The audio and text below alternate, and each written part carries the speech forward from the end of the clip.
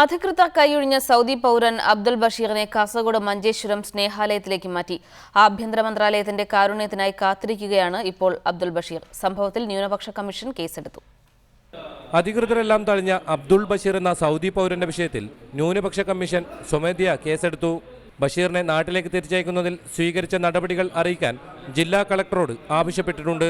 യാത്രാരേഖകളില്ലാതെ കാസർഗോട്ടെത്തിയ അബ്ദുൾ ബഷീറിനെ 2012 പോലീസ് പിടികൂടുന്നത്. 3 വർഷത്തെ ജയിൽവാസത്തിന് ശേഷം ബഷീറിനെ നാട്ടിലേക്ക് തിരിച്ചയക്കാൻ കോടതി ഉത്തരവിടുകയായിരുന്നു. സൗദി പൗരനാണെന്ന് തെളിയിക്കുന്ന രേഖകളില്ലാത്തതിനാൽ ആഭ്യന്തര മന്ത്രാലയം അഭയാർത്ഥിയായി പ്രഖ്യാപിച്ചാൽ മാത്രമേ നാട്ടിലേക്ക് പോകാനോ ഇന്ത്യയിൽ തുടരുവാനോ സാധിക്കുകയുള്ളൂ.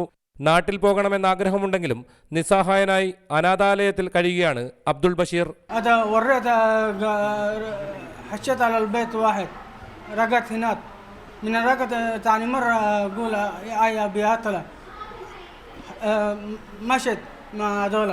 അബ്ദുൾ ബഷീറിന്റെ കാര്യത്തിൽ എന്ത് നടപടി സ്വീകരിക്കണമെന്നാരാഞ്ഞ് ജില്ലാ ഭരണകൂടം ആഭ്യന്തര മന്ത്രാലയത്തിന് കത്തെഴുതിയിട്ടുണ്ട്.